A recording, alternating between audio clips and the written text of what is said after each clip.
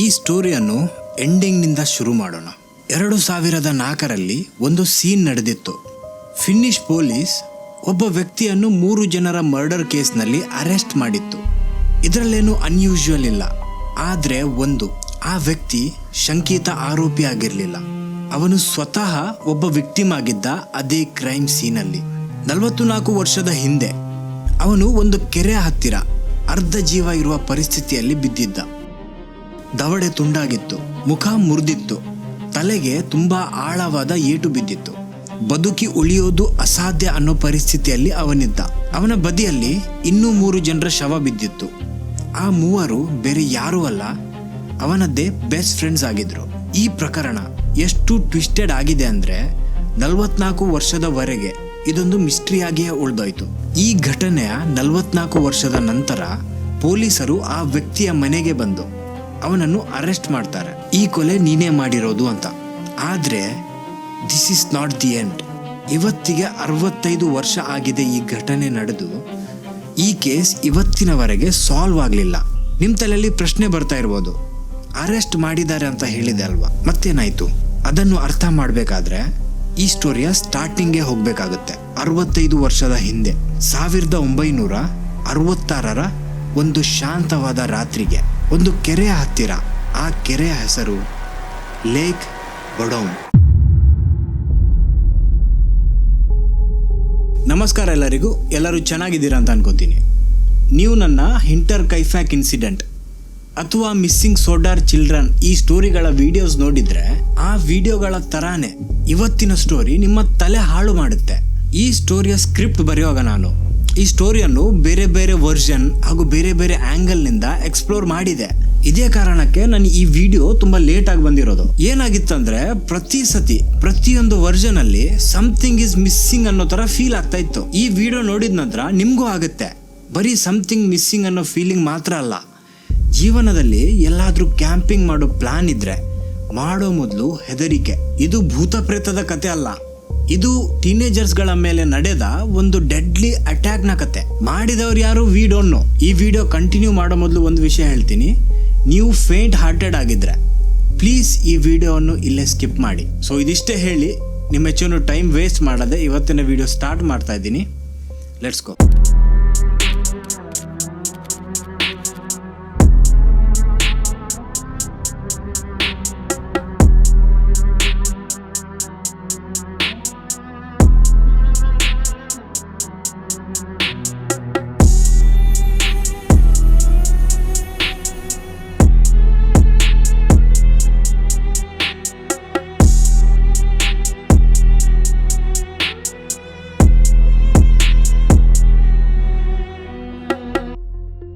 Story starting ನಿಂದ ಹೇಳ್ತಾ ಇದ್ದೀನಿ, ಕಿವಿ ಕೊಟ್ಟು ಕೇಳಿ. ಈ ಮರ್ಡರ್ ಕೇಸ್, ಸಸ್ಪೆಕ್ಟ್, ಮಿಸ್ಟ್ರಿ ಹಾಗೂ ಥಿಯರೀಸ್ ಗಳು ಆಗೋ ಮೊದಲು ಇದೊಂದು ನಾರ್ಮಲ್ ಟೀನೇಜರ್ಸ್ ಗಳ ಗ್ರೂಪ್ ಆಗಿತ್ತು. ಇದರಲ್ಲಿ 2 ಹುಡುಗಿಯರಾಗಿದ್ರು, ಮೇಯ್ಲಾ ಹಾಗೂ ಅಂಜಾ. ಇವರಿಬ್ರು 15 ವರ್ಷದ ಹುಡುಗಿಯರು. ಇವರಿಬ್ರಿಗೂ ಅಡ್ವೆಂಚರ್ ಅಂದ್ರೆ ತುಂಬಾ ಇಷ್ಟ. ಅಂಡ್ ಬಿಕಾಸ್ ಆಫ್ ದ್ಯಾಟ್ ಅವರ ಬಾಯ್ ಫ್ರೆಂಡ್ಸ್ ಕೂಡ ಅದೇ ತರದ ಹುಡುಗರಾಗಿದ್ರು. 18 ವರ್ಷದ ಸೆಪ್ಪೋ ಹಾಗೂ ನೇಲ್ಸ್. ಇವರಿಬ್ಬರಿಗೂ ಫಿಶಿಂಗ್, ಕ್ಯಾಂಪಿಂಗ್ ಹಾಗೂ ಬೈಕ್ ರೈಡಿಂಗ್ ಅಂದ್ರೆ ತುಂಬಾ ಇಷ್ಟ. ಓವರ್ ಆಲ್ ಏನು ಅಂದ್ರೆ ಸಣ್ಣ ವಯಸ್ಸಿನ ಹುಡುಗಿಯರು ಇವರು. ಜೂನ್ 4, 1960 ಇದು ಶನಿವಾರದ ಒಂದು ದಿನ ಆಗಿತ್ತು. ಈ ಗ್ರೂಪ್ ವೀಕೆಂಡ್ ಟ್ರಿಪ್ಗೋಸ್ಕರ ಅಂತ ಲೇಕ್ ಬೋಡೋಮ್ಗೆ ಹೋಗುವ ಪ್ಲಾನ್ ಮಾಡ್ತಾರೆ. ಆಗಿನ ಟೈಮಲ್ಲಿ ಟಿವಿ, ಮೊಬೈಲ್ ಇದೆಲ್ಲ ಇರ್ಲಿಲ್ಲ.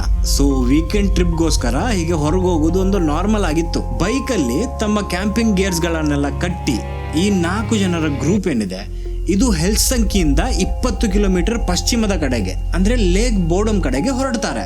ಈ ಲೇಕ್ ಬೋಡಮ್ ಕೂಡ ಎಂತಹ ಪ್ಲೇಸ್ ಆಗಿತ್ತು ಅಂದ್ರೆ ಇಲ್ಲಿಗೆ ಜನರು ಕ್ಯಾಂಪಿಂಗ್ಗೆ ಹಾಗೂ ಅದರ ಸೌಂದರ್ಯವನ್ನು ನೋಡೋದಕ್ಕೆ ಬರ್ತಾ ಇದ್ರು. ಆದ್ರೂ ಇದೇನು ಅಷ್ಟು ದೊಡ್ಡ ಟೂರಿಸ್ಟ್ ಪ್ಲೇಸ್ ಆಗಿರ್ಲಿಲ್ಲ. ಈವನ್ ದೋ ಈ ಪ್ಲೇಸ್ ಅಷ್ಟು ಬ್ಯೂಟಿಫುಲ್ ಆಗಿದೆ. ಈ ಪ್ಲೇಸ್ ಯಾವ ತರ ಆಗಿತ್ತು ಅಂದ್ರೆ ನೀರಿನ ಮೇಲೆ ಆಕಾಶದ ಪ್ರತಿಬಿಂಬ ಬೀಳುವಾಗ ಯಾವುದು ಸರೋವರ, ಯಾವುದು ಆಕಾಶ ಅಂತ ಹೇಳೋದಕ್ಕಾಗೋದಿಲ್ಲ. ಅಂತಹದೊಂದು ಪ್ಲೇಸ್. ಅವತ್ತು ಆ ಟೀನೇಜರ್ಸ್ ಗಳ ಟೀಮ್ ಮಧ್ಯಾಹ್ನ ನಂತರ ಅಂದ್ರೆ ಲೇಟ್ ಆಫ್ಟರ್ನೂನ್ ಅಂತಾನೆ ಅನ್ಕೊಳ್ಳಿ. ಲೇಕ್ ಬೋರ್ಡಮ್ಗೆ ಬಂದು ಮುಟ್ಟುತ್ತೆ.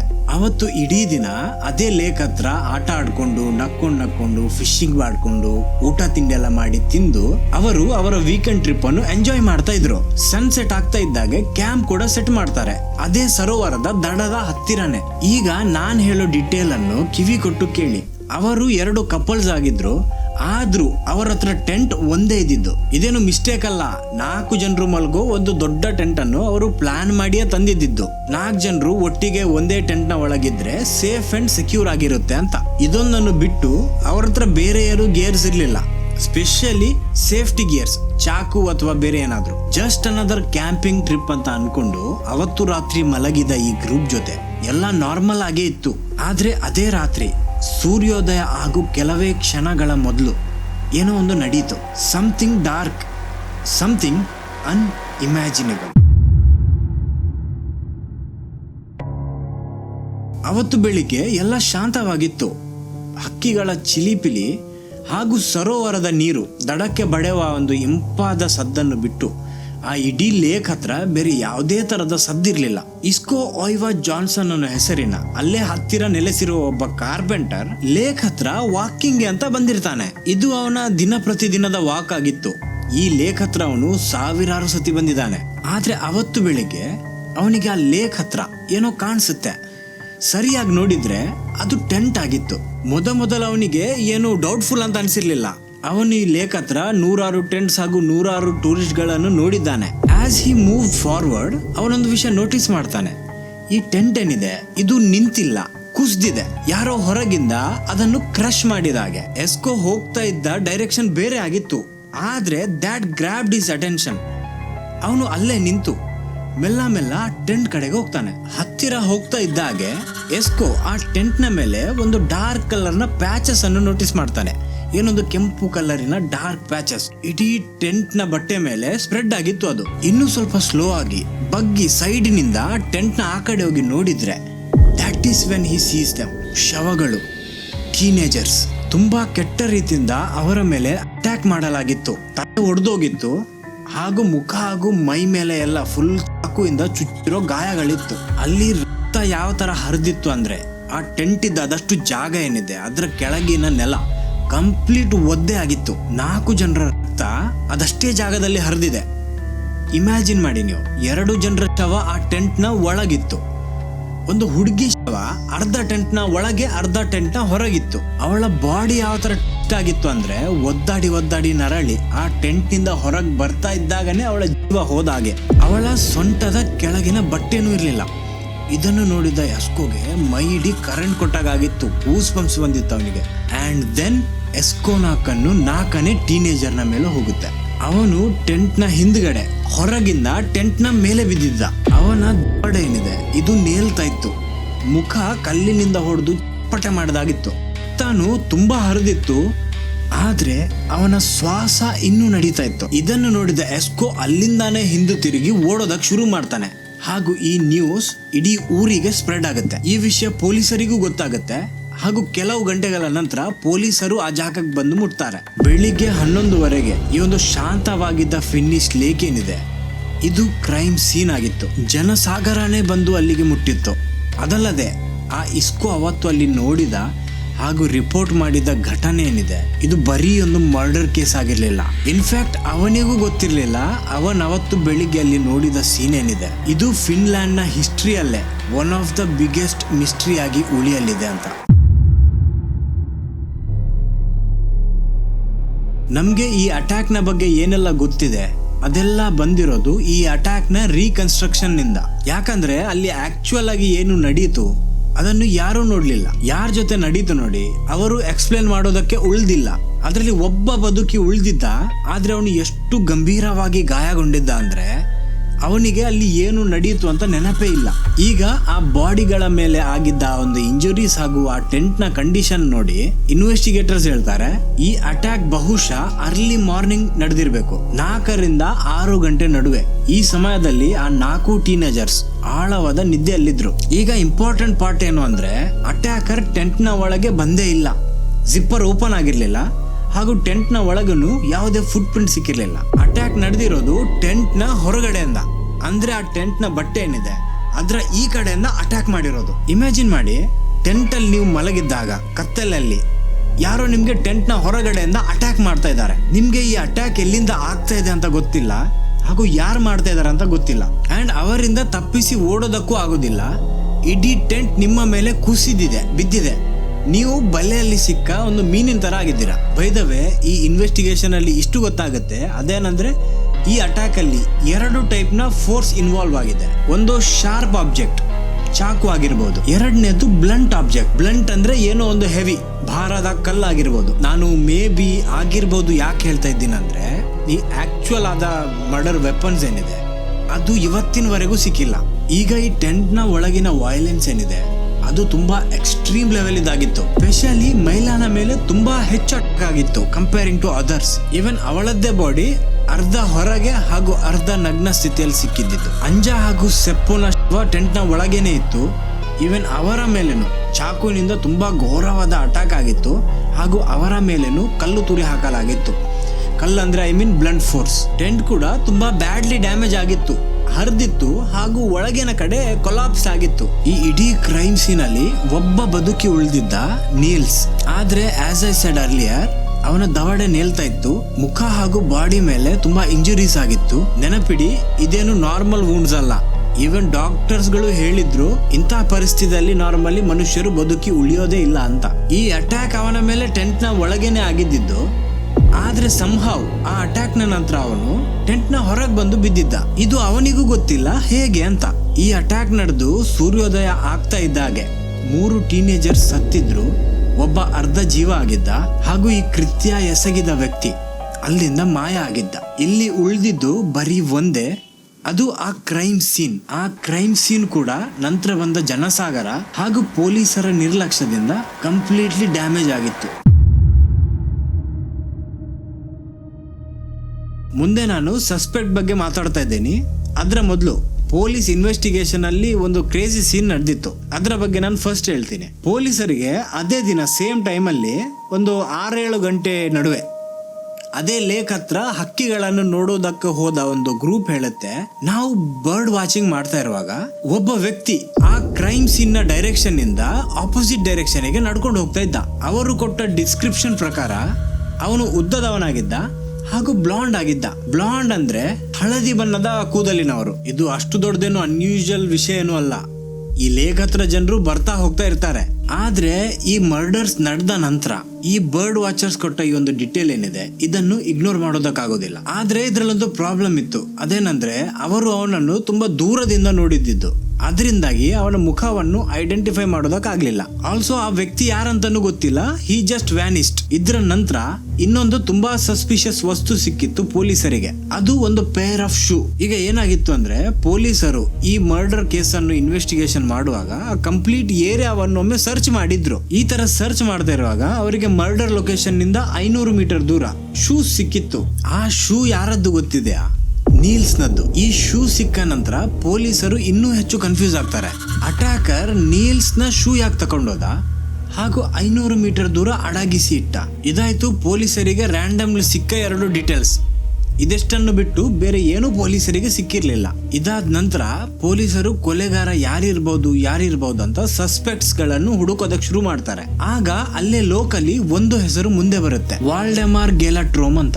ಈ ವ್ಯಕ್ತಿದ್ದು ಒಂದು ಇಂಟ್ರೆಸ್ಟಿಂಗ್ ಸ್ಟೋರಿ ಇದೆ, ಅವನ್ ಯಾಕೆ ಸಸ್ಪೆಕ್ಟ್ ಆದ ಅನ್ನೋದಕ್ಕೆ. ವಾಲ್ಡೆಮಾರ್ನದ್ದು ಒಂದು ಸಣ್ಣ ಅಂಗಡಿ ಇತ್ತು ಅದೇ ಲೇಕ್ ಹತ್ರ, ಹಾಗೂ ಇವನು ಸಿಟ್ಟಿನ ಅಗ್ರೆಸಿವ್ ಮನುಷ್ಯ ಆಗಿದ್ದ. ಸ್ಪೆಷಲಿ ಅವನಿಗೆ ಅಲ್ಲಿಗೆ ಬರುವ ಟೀನೇಜರ್ಸ್ ಹಾಗೂ ಕ್ಯಾಂಪರ್ಸ್ ಇಷ್ಟ ಇರಲಿಲ್ಲ. ತುಂಬಾ ಸತಿ ಅವನು ಟೂರಿಸ್ಟ್ ಜೊತೆ ಗಲಾಟೆ ಮಾಡಿದ್ದ. ಅವನು ಓಪನ್ಲಿ ಅಲ್ಲಿಗೆ ಬರುವ ಟೀನೇಜರ್ಸ್ ಗಳಿಗೆ ಹೇಟ್ ಮಾಡ್ತಾ ಇದ್ದ. ಅವನ ತಲೆಯಲ್ಲಿ ಏನಂದ್ರೆ, ಆ ಲೇಕ್ ಏನಿದೆ ಅದು ಅವನದ್ದೇ ಪ್ರಾಪರ್ಟಿ ಅಂದಾಗೆ. ಮುಂದಿನ ದಿನದಲ್ಲಿ ಒಂದು ರೂಮರ್ ಕೂಡ ಸ್ಪ್ರೆಡ್ ಆಗಿತ್ತು, ಅವನು ಕುಡಿದ ನಶೆಯಲ್ಲಿ ಏನೋ ಹೇಳಿದ್ದಂತೆ, ಅದು ಕನ್ಫೆಷನ್ ತರ ಕೇಳಿಸ್ತಾ ಇತ್ತಂತೆ. ಆದ್ರೆ ಅವನ ವಿರುದ್ಧ ಯಾವುದೇ ಎವಿಡೆನ್ಸ್ ಸಿಕ್ಕಿರ್ಲಿಲ್ಲ, ಹಾಗೂ ಇಂಟರೋಗೇಷನ್ ಅಲ್ಲೂ ಅವನು ಅಕ್ಸೆಪ್ಟ್ ಮಾಡಿರ್ಲಿಲ್ಲ. ಅದಲ್ಲದೆ ಅವನ ಸಪೋರ್ಟ್ ಅಲ್ಲಿ ಅವನ ಹೆಂಡತಿನೂ ಹೇಳಿದ್ಲು ಆ ಮರ್ಡರ್ ನಡೆದ ರಾತ್ರಿ ಅವನು ಅವಳ ಜೊತೆನೆ ಇದ್ದ ಅಂತ. ಸೊ ಮತ್ತೆ ಪೊಲೀಸರು ಏನ್ ಮಾಡ್ತಾರೆ, ಅವನು ಎಷ್ಟೇ ಸಿಟ್ಟಿನ ವ್ಯಕ್ತಿ ಆಗಿರ್ಲಿ, ಅವನೇ ಮಾಡಿದಾನ ಅನ್ನೋದಕ್ಕೆ ಯಾವುದೇ ಪುರಾವೆ ಇಲ್ಲ. ಆಲ್ಸೋ ಈ ಕ್ರೈಮ್ ನಡೆದ ಕೆಲವು ವರ್ಷದ ನಂತರ ವಾಲ್ಡೆಮರ್ ಅದೇ ಲೇಕಲ್ಲಿ ಮುಳುಗಿ ಹೇಳ್ತಾನೆ. ಅವನ ಸಾವಿನ ನಂತರ ಒಂದು ಸ್ಟೋರಿ ಸರ್ಕ್ಯುಲೇಟ್ ಆಗೋದಕ್ಕೆ ಶುರು ಆಗಿತ್ತು. ಅದೇನಂದ್ರೆ ಅವನ ಹೆಂಡತಿ ಅವನನ್ನು ಬಚಾವ್ ಮಾಡೋದಕ್ಕೆ ಸುಳ್ಳು ಹೇಳಿಲ್ಲ ಅಂತೆ. ಆಲ್ಸೋ ನಂತರದ ದಿನದಲ್ಲಿ ಅವರ ನಡುವೆ ತುಂಬಾ ಜಗಳ ಆಗ್ತಾ ಇತ್ತು. ಈ ಜಗಳ ಆಗುವಾಗ ಅವನ ಹೆಂಡತಿ ಪೊಲೀಸರಿಗೆ ಈ ವಿಷಯ ತಿಳಿಸ್ತೀನಂತ ಬ್ಲಾಕ್ ಮೇಲ್ ಮಾಡಿದ್ಲಂತೆ. ಅದಕ್ಕೋಸ್ಕರ ವಾಲ್ಡೆಮಾರ್ ಕೆರೆಗೆ ಹಾರಿ ಸೂಸೈಡ್ ಮಾಡಿದ ಅಂತಾರೆ. ಇದೆಲ್ಲ ಊಹಾಪೋಹಗಳು. ಅಫಿಷಿಯಲಿ ಅವನ ವಿರುದ್ಧ ಯಾವುದೇ ತರಹದ ಇನ್ವೆಸ್ಟಿಗೇಷನ್ ಮುಂದಿನ ದಿನಗಳಲ್ಲಿ ನಡೆದಿರ್ಲಿಲ್ಲ. ನಂತರ ಅವನು ಸತ್ತು ಹೋಗಿದ್ದ. ಸೊ ಇನ್ವೆಸ್ಟಿಗೇಷನ್ ಅಲ್ಲಿಗೆ ನಿಂತೋಯ್ತು. ಇನ್ನು ಎರಡನೇ ವ್ಯಕ್ತಿ, ಸೆಕೆಂಡ್ ಸಸ್ಪೆಕ್ಟ್. ಇವನು ಇನ್ನೂ ಹೆಚ್ಚು ಇಂಟ್ರೆಸ್ಟಿಂಗ್ ಹಾಗೂ ಕನ್ವಿನ್ಸಿಂಗ್ ಆಗಿದ್ದಾನೆ. ಅವನ ಹೆಸರು ಹಾನ್ಸ್ ಆಸ್ಮ್ಯಾನ್ ಅಂತ. ಇವನ ಸ್ಟೋರಿ ಏನು ಅಂದ್ರೆ, ಇವನು ಮರ್ಡರ್ ನಡೆದ ಅದೇ ದಿನ ಕೆಲವು ಗಂಟೆಗಳ ನಂತರ ಹೆಲ್ಸಂಕಿಯಲ್ಲಿರುವ ಒಂದು ಹಾಸ್ಪಿಟಲ್ಗೆ ಹೋಗಿದ್ದ. ಇವನ ಬಟ್ಟೆಯಲ್ಲಿ ತುಂಬಾ ರಕ್ತದ ಕಲೆಗಳು ಇತ್ತು ಹಾಗೂ ಅವನ ಮೈ ಸ್ಪೆಷಲಿ ಉಗುರಿನ ಅಡಿಯಲ್ಲೆಲ್ಲ ಕೊಳ್ಳೆ ಅಂದ್ರೆ ಡರ್ಟ್ ಇತ್ತು. ಹಾಸ್ಪಿಟಲ್ ಸ್ಟಾಫ್ಸ್ ಪ್ರಕಾರ ಅವನು ಹಾಸ್ಪಿಟಲ್ಗೆ ಬಂದಿದ್ದು ಗಾಯವನ್ನು ಟ್ರೀಟ್ ಮಾಡೋದಕ್ಕೆ. ಇವನ ಬಿಹೇವಿಯರ್ ಕೂಡ ತುಂಬಾ ಅಗ್ರೆಸಿವ್ ಆಗಿತ್ತು ಹಾಗೂ ತುಂಬಾ ನರ್ವಸ್ ಕೂಡ ಆಗಿದ್ದ. ಈ ಗಾಯ ಹೇಗಾಗಿದೆ ಅಂತ ಕೇಳಿದ್ರೆ ಏನು ಉತ್ತರ ಕೊಡ್ತಾ ಇರ್ಲಿಲ್ಲ ಅಂತೆ. ಅಫಿಷಿಯಲ್ ರೆಕಾರ್ಡ್ಸ್ ಪ್ರಕಾರ ಅವನ ಹತ್ರ ಒಂದು ಸ್ಟ್ರಾಂಗ್ ಆಲಿಬೈ ಇತ್ತಂತೆ. ಆಲಿಬೈ ಅಂದ್ರೆ ಬೇರೆ ಅವರು ಕೊಡೋ ಒಂದು ಸ್ಟೇಟ್ಮೆಂಟ್. ಅಂದ್ರೆ ಇಂತಹದೊಂದು ಕ್ರೈಮ್ ನಡೆದ ರಾತ್ರಿ ಅವನು ನಮ್ ಜೊತೆ ಇಂತಹದೊಂದು ಪ್ಲೇಸ್ ಅಲ್ಲಿ ಇದ್ದ ಅಂತ. ಸೊ ಬಿಕಾಸ್ ಆಫ್ ದಟ್ ಅವನ ವಿರುದ್ಧ ಯಾವುದೇ ತರಹದ ಚಾರ್ಜಸ್ ಫೈಲ್ ಮಾಡಿರ್ಲಿಲ್ಲ. ನಿಮ್ ತಲೆಯಲ್ಲಿ ಪ್ರಶ್ನೆ ಬರ್ತಾ ಇರ್ಬೋದು, ಮತ್ತೆ ಅವನ ಬಟ್ಟೆಯಲ್ಲಿದ್ದ ರಕ್ತ ಎಲ್ಲ. ನಾನ್ ಹೇಳೋದಾದ್ರೆ ಐ ಥಿಂಕ್ ಪೊಲೀಸರು ಮಾಲ್ ಸೇದಿ ಕೂತಿದ್ರು. ಯಾಕಂದ್ರೆ ಅದರ ಬಗ್ಗೆ ಪ್ರಶ್ನೆನೇ ಕೇಳಿರ್ಲಿಲ್ಲ, ಅದನ್ನು ಟೆಸ್ಟ್ ಕೂಡ ಮಾಡಿರ್ಲಿಲ್ಲ. ಈ ಆಲಿಬೈ ಬಂದ ನಂತರ ಅವನನ್ನು ಹಾಗೆ ಬಿಟ್ಟಿದ್ರು. ಇದು ಆ ಕ್ರೈಮ್ ಸೀನ್ ನ ನಂತರ ಪೊಲೀಸರು ಮಾಡಿದ ಎರಡನೇ ತುಂಬಾ ದೊಡ್ಡ ಮಿಸ್ಟೇಕ್ ಆಗಿತ್ತು. ನಂತರ ಬಂದ ಡಾಕ್ಯುಮೆಂಟ್ರಿಗಳು ಅವನನ್ನೊಬ್ಬ ಸ್ಟ್ರಾಂಗ್ ಸಸ್ಪೆಕ್ಟ್ ಅಂತ ಪುಷ್ ಮಾಡಿತ್ತು. ಆದ್ರೆ ಲೀಗಲಿ ಅವನು ಇವತ್ತಿನವರೆಗೂ ನಿರ್ದೋಷಿಯಾಗಿದ್ದಾನೆ. ಈಗ ಮೂರನೇ ಸಸ್ಪೆಕ್ಟ್, ಪೆಂಟಿ ಸಾಯ್ನಿನೆನ್. ಇವನು ಆಲ್ರೆಡಿ ಜೈಲಿನಲ್ಲಿದ್ದ ಬೇರೆ ವೈಲೆಂಟ್ ಕ್ರೈಮ್ ಕೇಸ್ ಅಲ್ಲಿ. ಈ ಇನ್ಸಿಡೆಂಟ್ ನಡೆದಿದ್ದು ಲೇಕ್ ಬೋರ್ಡಮ್ ಮರ್ಡರ್ ಆದ ಹಲವಾರು ವರ್ಷದ ನಂತರ. ಪ್ರಾಪರ್ ಡೇಟ್ ಸ್ಪೆಸಿಫೈ ಮಾಡಿಲ್ಲ. ಆದ್ರೆ ಇವನು ಸ್ವತಃ ಪೊಲೀಸರಿಗೆ ಹೇಳಿದ್ದ ಲೇಕ್ ಬೋರ್ಡಮ್ ಮರ್ಡರ್ ನಾನೇ ಮಾಡಿರೋದು ಅಂತ. This is serious. ಆದ್ರೆ ಲೇಕ್ ಬೋರ್ಡಮ್ ಮರ್ಡರ್ಸ್ ನಡೆದಾಗ ಪೆಂಟಿಯ ಏಜ್ ಬರೀ 14 ವರ್ಷ ಆಗಿದ್ದು. ಇನ್ವೆಸ್ಟಿಗೇಷನ್ ಅಲ್ಲಿ ಪ್ರಶ್ನೆ ಬರುತ್ತೆ, ಒಬ್ಬ 14 ವರ್ಷದ ಹುಡುಗ 4 ಜನರ ಮೇಲೆ ಇಷ್ಟು ಹಾವಿ ಆಗೋದಕ್ಕೆ ಸಾಧ್ಯ ಇದೆಯಾ ಅಂತ. ಉತ್ತರ ಸಿಂಪಲ್ ಆಗಿತ್ತು, ನೋ. ಅಷ್ಟು ಸಣ್ಣ ಹುಡುಗ ಇಷ್ಟು ದೊಡ್ಡ ಕ್ರೈಮ್ ಅನ್ನು, ಅದು ಕೂಡ ಇಷ್ಟು ಸ್ಮಾರ್ಟ್ಲಿ ಪ್ಲಾನ್ ಮಾಡೋದಕ್ಕೆ ಸಾಧ್ಯನೇ ಇಲ್ಲ ಅಂತ. ಸೊ ಇವನ ಕ್ಲೇಮ್ಸ್ ಅನ್ನು ಪೊಲೀಸರು ರಿಜೆಕ್ಟ್ ಮಾಡ್ತಾರೆ, ಸುಳ್ಳು ಹೇಳ್ತಾ ಇದ್ದಾನೆ ಅಂತ. ಇಷ್ಟೆಲ್ಲ ಸಸ್ಪೆಕ್ಟ್ ಸಿಕ್ಕ ನಂತರನು ಮುಂದೆ ಬಂದ 44 ವರ್ಷದವರೆಗೂ ಪೊಲೀಸರಿಂದ ಈ ಕೇಸ್ ಸಾಲ್ವ್ ಆಗಿಲ್ಲ ಹಾಗೂ ಈ ಕೇಸನ್ನು ಹಾಗೆ ಬಿಟ್ಟು ಬಿಡ್ತಾರೆ ಅನ್ಸಾಲ್ವ್ಡ್ ಅಂತ. 44 ವರ್ಷದ ನಂತರ ಹೊಸ ಇನ್ವೆಸ್ಟಿಗೇಟರ್ಸ್ ಮಾಡರ್ನ್ ಇನ್ವೆಸ್ಟಿಗೇಷನ್ ಮೆಥಡ್ ಅನ್ನು ಯೂಸ್ ಮಾಡಿ ಈ ಕ್ರೈಮ್ ಅನ್ನು ಸಾಲ್ವ್ ಮಾಡೋದಕ್ಕೆ ಟ್ರೈ ಮಾಡ್ತಾರೆ ಹಾಗೂ ಈ ಕೇಸನ್ನು ಮತ್ತೆ ರಿಓಪನ್ ಮಾಡ್ತಾರೆ. ಆ್ಯಂಡ್ ದಿಸ್ ಟೈಮ್ ಅವರು ಮತ್ತೊಮ್ಮೆ ಹಳೆ ಡಾಕ್ಯುಮೆಂಟ್ಸ್ಗಳ ಥ್ರೂ ಹೋಗ್ತಾ ಇರುವಾಗ ಅವರಿಗೆ ಇನ್ನೊಂದು ಪಾಸಿಬಿಲಿಟಿ ಕಾಣಿಸುತ್ತೆ. ಇನ್ನೊಬ್ಬ ಹೊಸ ಸಸ್ಪೆಕ್ಟ್ ಸಿಗ್ತಾನೆ. ಈ ಸಸ್ಪೆಕ್ಟ್ ಬೇರೆ ಯಾರೂ ಅಲ್ಲ, ಅದೇ ಕ್ರೈಮ್ ಸೀನ್ ನ ಒಬ್ಬ ವಿಕ್ಟಿಮ್ ನೀಲ್ಸ್ ಆಗಿದ್ದ. ಇವನ ಬಗ್ಗೆ ಪೊಲೀಸರ ಥಿಯರಿ ತುಂಬಾ ಸಿಂಪಲ್ ಆಗಿತ್ತು, ಆದ್ರೆ ಡಿಸ್ಟರ್ಬಿಂಗ್ ಆಗಿತ್ತು. ಫಸ್ಟ್ ಆಫ್ ಆಲ್ ಈ ಮರ್ಡರ್ ಸೀನ್ ಅಲ್ಲಿ ಯಾವುದೇ ತರಹದ ಕ್ಲೂ ಸಿಕ್ಕಿರ್ಲಿಲ್ಲ. ಯಾರೋ ಬಂದಿರೋದು ಅಥವಾ ಹೊರಗೋಗಿರೋದು ಯಾವುದೇ ಪುರಾವೆ ಸಿಕ್ಕಿರ್ಲಿಲ್ಲ. ಫುಟ್ ಪ್ರಿಂಟ್ ಆಗಿರ್ಲಿ, ಯಾವುದೇ ಅಚ್ಚಾಗಿರ್ಲಿ. ಅವರ ಪ್ರಕಾರ ಈ ಮರ್ಡರ್ ಮಾಡಿದ ವ್ಯಕ್ತಿ ಹೊರಗಿಂದ ಬಂದಿದ್ದೇ ಅಲ್ಲ, ಅವನು ಆಲ್ರೆಡಿ ಅಲ್ಲೇ ಇದ್ದ. ಅಂಡ್ ಈ ಥಿಯರಿ ಡೈರೆಕ್ಟ್ಲಿ ನೀಲ್ಸ್ ನ ಮೇಲೆ ಬೆರಳೆತ್ತುತ್ತಿತ್ತು. ಇದೇ ಬೆಂಕಿಗೆ ಎಣ್ಣೆ ಹಾಕೋ ಕೆಲಸ ಮಾಡಿದ್ದು 500 ಮೀಟರ್ ದೂರ ಸಿಕ್ಕ ಅವನದ್ದೇ ಶೂ. ಆ ಶೂ ಅನ್ನು ಪೊಲೀಸರು ಮತ್ತೊಮ್ಮೆ ಮಾಡರ್ನ್ ಫಾರೆನ್ಸಿಕ್ ಟೆಕ್ನಿಕ್ ಅನ್ನು ಯೂಸ್ ಮಾಡಿ ಟೆಸ್ಟ್ ಮಾಡ್ತಾರೆ. ಆಗ ಅದರಲ್ಲಿ ರಕ್ತದ ಕಲೆಗಳು ಸಿಗ್ತವೆ. ಫನ್ ಫ್ಯಾಕ್ಟ್ ಏನು ಅಂದ್ರೆ, ಇದರಲ್ಲಿ ಸಿಕ್ಕ ರಕ್ತದ ಕಲೆಗಳು ಬೇರೆ ವಿಕ್ಟಿಮ್ಸ್ ಇದಾಗಿತ್ತು, ನೀಲ್ಸ್ ಇದಾಗಿರ್ಲಿಲ್ಲ. ಪ್ರಾಸಿಕ್ಯೂಟರ್ ಪ್ರಕಾರ ನೀಲ್ಸ್ ನ ಮೇಲೆ ಅಷ್ಟು ಕೆಟ್ಟ ರೀತಿಯಿಂದ ಅಟ್ಯಾಕ್ ಆಗಿದ್ರೆ ನೀಲ್ಸ್ ನ ರಕ್ತ ಯಾಕೆ ಅವನ ಶೂ ಅಲ್ಲಿಲ್ಲ? ಅವ್ರು ಹೇಳ್ತಾರೆ, ನಮ್ ಪ್ರಕಾರ ಈ ಇನ್ಸಿಡೆಂಟ್ ಸ್ಟಾರ್ಟ್ ಆಗಿದ್ದು ಅವರವರ ಒಳಗಿನ ಜಗಳದಿಂದ. ಆ ಕ್ಯಾಂಪ್ ನ ಒಳಗೆ ಎಲ್ಲಾರು ಒಟ್ಟಿಗೆ ಮಲಗಿದ್ದಾಗ ಏನೋ ನಡೆದಿತ್ತು. ಈ ಜಗಳ ಔಟ್ ಆಫ್ ಕಂಟ್ರೋಲ್ ಹೋಗಿ ನೀಲ್ಸ್ ಅವರ ಮೇಲೆ ಅಟ್ಯಾಕ್ ಮಾಡಿದ. ಆಲ್ಸೋ ಈ ಕಂಪ್ಲೀಟ್ ಅಟ್ಯಾಕ್ ಅಲ್ಲಿ ಎಲ್ಲರಿಗಿಂತ ಹೆಚ್ಚು ಅಟ್ಯಾಕ್ ಆಗಿದ್ದು ಮೇಲಾನ ಮೇಲೆ. ಇವಳೇ ನೀಲ್ಸ್ ನ ಗರ್ಲ್ ಫ್ರೆಂಡ್ ಆಗಿದ್ಲು. ಸಿಟ್ಟಿನಲ್ಲಿ ಎಲ್ಲರ ಕೊಲೆ ಮಾಡಿದ ನಂತರ ನೀಲ್ಸ್ ಅಲ್ಲಿಂದ ಓಡಿ ಹೋಗೋದಕ್ಕೆ ಪ್ರಯತ್ನ ಪಟ್ಟಿರ್ಬೋದು. ಆದ್ರೆ ನಡು ರಸ್ತೆಯಲ್ಲಿ ಅವನ ಪ್ಲಾನ್ ಚೇಂಜ್ ಆಗಿ ವಾಪಸ್ ಹೋದ್ರೆ ಫುಟ್ ಪ್ರಿಂಟ್ಸ್ ಬರುತ್ತಂತ ಶೂ ಅನ್ನೆಲ್ಲ ಅಲ್ಲೇ ಅಡಗಿಸಿಟ್ಟು ವಾಪಸ್ ಕ್ರೈಮ್ ಸೀನಿಗೆ ಬಂದು ಈ ಕ್ರೈಮ್ ಸೀನ್ ಅನ್ನು ಹಾಗೂ ಅವನ ಮೇಲೆ ಆದ ಅಟ್ಯಾಕ್ ಅನ್ನು ಅವನೇ ಸ್ಟೇಜ್ ಮಾಡಿರಬಹುದು ಅಂತ. ಇದರಲ್ಲಿ ನೀವು ಇನ್ನೊಂದು ವಿಷಯ ನೋಟ್ ಮಾಡಬೇಕು, ಅದೇನಂದ್ರೆ ನೀಲ್ಸ್ ಒಬ್ನೇ ಆ ಟೆಂಟ್ ನಿಂದ ಹೊರಗೆ ಬಿದ್ದಿದ್ದು. ಅವನು ಒಬ್ನೇ ಬದುಕಿ ಉಳಿದಿದ್ದು ಹಾಗೂ ಅವನ ಹತ್ರ ಅಲ್ಲಿ ಏನ್ ನಡೀತು ಅಂತ ಕೇಳಿದ್ರೆ ಅವನು ನೆನಪಿಲ್ಲ ಅಂತ ಹೇಳಿದ್ದ. ಅಂಡ್ ಬಿಕಾಸ್ ಆಫ್ ದ್ಯಾಟ್ ಪೊಲೀಸರು ಅವನನ್ನು ಅವನ ಮನೆಯಿಂದ ಅರೆಸ್ಟ್ ಮಾಡ್ತಾರೆ. ಹಾಗೂ 2005ರಲ್ಲಿ ಈ ಕೇಸಿನ ಹಿಯರಿಂಗ್ ನಡೆಯುತ್ತೆ. ಈ ಕೋರ್ಟ್ ಅಲ್ಲಿ ಹಿಯರಿಂಗ್ ನಡೀತಾ ಇದ್ದಾಗ ಅವನನ್ನು ಡಿಫೆಂಡ್ ಮಾಡೋ ಟೀಮ್ ಕೂಡ ಸುಮ್ನೆ ಕೂತಿರ್ಲಿಲ್ಲ. ಅವರು ಕೂಡ ತುಂಬಾ ಸ್ಟ್ರಾಂಗ್ ಆಗಿ ಪುಷ್ ಬ್ಯಾಕ್ ಮಾಡ್ತಾರೆ. ಅವ್ರು ಹೇಳ್ತಾರೆ ಅವನ ಮೇಲೆ ನಡೆದ ಆ ಒಂದು ಅಟ್ಯಾಕ್ ಎಷ್ಟು ಸಿವಿಯರ್ ಆಗಿತ್ತು ಅಂದ್ರೆ ಒಬ್ಬ ವ್ಯಕ್ತಿ ಸ್ವತಃ ಅವನ ಮೇಲೆ ಅಷ್ಟು ಗಂಭೀರ ಗಾಯ ಮಾಡೋದಕ್ಕೆ ಸಾಧ್ಯನೇ ಇಲ್ಲ. ಲಿಟ್ರಲಿ ಅವನ ನೇಲ್ತಾ ಇತ್ತು ಹಾಗೂ ಪಂಚರ್ ಆಗಿತ್ತು. ಇನ್ನೊಂದೇನಂದ್ರೆ ಥಿಯರೀಸ್ ಹೇಳಿ ಪ್ರಯೋಜನ ಇಲ್ಲ. ಅವರು ಬೆಸ್ಟ್ ಫ್ರೆಂಡ್ ಆಗಿದ್ರು. ಅವನಿಗೆ ಅವರನ್ನು ಅಟ್ಯಾಕ್ ಮಾಡೋದಕ್ಕೆ ಯಾವುದೇ ಮೋಟಿವ್ ಇಲ್ಲ. ಪೊಲೀಸರ ನಿರ್ಲಕ್ಷ್ಯದಿಂದ ಈ ಕ್ರೈಮ್ ಸೀನ್ ಸರಿಯಾಗಿ ಪ್ರಿಸರ್ವ್ ಆಗದೆ ಒಬ್ಬ ನಿರ್ದೋಷಿ ಮೇಲೆ ಈ ತರ ಕೇಸ್ ಹಾಕುವುದು ಸರಿಯಲ್ಲ ಅಂತ ಅವ್ರು ಹೇಳ್ತಾರೆ. ಇದನ್ನು ಕೋರ್ಟ್ ಕೂಡ ಒಪ್ಕೊಳ್ಳುತ್ತೆ ಹಾಗೂ ನೀಲ್ಸ್ ನನ್ನು ಎಲ್ಲಾ ಚಾರ್ಜಸ್ ನಿಂದ ಕ್ಲಿಯರ್ ಮಾಡಿ ಜೈಲಿನಿಂದ ಬಿಡುಗಡೆ ಮಾಡುತ್ತೆ. ನಂತರದ ದಿನದಲ್ಲಿ ನೀಲ್ಸ್ ಪೊಲೀಸರ ಮೇಲೆನೆ ಒಂದು ಕೇಸ್ ಹಾಕ್ತಾನೆ ಸುಮ್ನೆ ಅವನನ್ನು ಅರೆಸ್ಟ್ ಮಾಡಿದ್ದಕ್ಕೆ. ಹಾಗೂ ಅದರಲ್ಲೂ ವಿನ್ ಆಗಿ ಕೋರ್ಟ್ ಅವನಿಗೆ ಆಸ್ ಎ ಕಂಪನ್ಸೇಷನ್ 40,000 ಯೂರೋ ಕೊಡುತ್ತೆ. ಇದು ನಮ್ಮ ಭಾರತದ 40 ಲಕ್ಷದಷ್ಟು. ಇಷ್ಟೆಲ್ಲ ಆಯ್ತು ನೋಡಿ. ಆದ್ರೂ lake bottom murder case back to starting ಬಂದ್ಬಿಟ್ಟುತ್ತೆ. 65 ವರ್ಷ ಆದ್ರೂ ಸ್ಟಿಲ್ ಇವತ್ತಿನವರೆಗೆ ಈ ಕೇಸ್ ಅನ್ಸಾಲ್ವ್ಡ್ ಆಗಿದೆ. ಈ ವಿಡಿಯೋವನ್ನು ನಾನು ಒಂದು ಪ್ರಶ್ನೆ ಕೇಳಿ ಎಂಡ್ ಮಾಡ್ಬೇಕಂತ ಇದ್ದೀನಿ. ನಿಮ್ಗೇನ್ ಅನ್ಸುತ್ತೆ? ಈ ಕೊಲೆಯನ್ನು ಅದೇ ಲೇಕ್ ಹತ್ರ ಇರುವ ಒಬ್ಬ ಅಗ್ರೆಸಿವ್ ಅಂಗಡಿಯವನು ಮಾಡಿದ್ನ ಅಥವಾ ಅದೇ ದಿನ ಹಾಸ್ಪಿಟಲ್ಗೆ ಬಟ್ಟೆಯಲ್ಲಿ ರಕ್ತದ ಕಲೆಯನ್ನು ತಕೊಂಡು ಹೋದವನು ಮಾಡಿದ್ನ ಅಥವಾ ನಿಜವಾಗ್ಲೂ ಒಬ್ಬ 14 ವರ್ಷದ ಹುಡುಗ ಈ ಕೃತ್ಯವನ್ನು ಎಸಗಿ ಸತ್ಯವನ್ನು ಒಪ್ಕೊಂಡಿದ್ನ ಅಥವಾ ಈ ಕೊಲೆಗಳನ್ನು ಮಾಡಿದ್ದು ಹೊರಗಿನವರು ಅಲ್ವೇ ಅಲ್ಲ, ಅದೇ ಟೆಂಟ್ ಅಲ್ಲಿದ್ದ ಒಬ್ಬ ವ್ಯಕ್ತಿಯ? ಇದು ಅವರಿಂದ ಸಾಲ್ವ್ ಆಗ್ಲಿಲ್ಲ. ನೋಡೋಣ ನಿಮ್ಮ CID ಮೈಂಡ್ ಏನ್ ಹೇಳುತ್ತೆ ಅಂತ. ಆಲ್ಸೋ ನಾನು ಈ ವಿಡಿಯೋನ ಸ್ಟಾರ್ಟಿಂಗ್ ನಲ್ಲಿ 2 ವಿಡಿಯೋಸ್ನ ಹೆಸರು ಹೇಳಿದ್ದೆ, ಹಿಂಟರ್ಕೈಫ್ಯಾಕ್ ಮರ್ಡರ್ ಹಾಗೂ ಮಿಸ್ಸಿಂಗ್ ಸೋಡರ್ ಚಿಲ್ಡ್ರನ್ಸ್. ಆ ವಿಡಿಯೋ ಇನ್ನೂ ತುಂಬಾ ಇಂಟ್ರೆಸ್ಟಿಂಗ್ ಆಗಿದೆ. ಸ್ವಲ್ಪ ಡಿಫ್ರೆಂಟ್ ಟೈಪ್ನ ಸ್ಟೋರೀಸ್, ಅದನ್ನು ನೀವು ಇಲ್ಲಿ ಕ್ಲಿಕ್ ಮಾಡಿ ನೋಡ್ಬೋದು. ಸೊ ಇದೇ ಆಗಿತ್ತು ಫ್ರೆಂಡ್ಸ್ ಇವತ್ತಿನ ವಿಡಿಯೋ. ಮತ್ತೆ ಬರ್ತೀನಿ ಮತ್ತೊಂದು ವಾರ ಇನ್ನೊಂದು ಇಂಟ್ರೆಸ್ಟಿಂಗ್ ಟಾಪಿಕ್ ಜೊತೆ. ಅಷ್ಟರವರೆಗೆ ಪೀಸ್ ಔಟ್.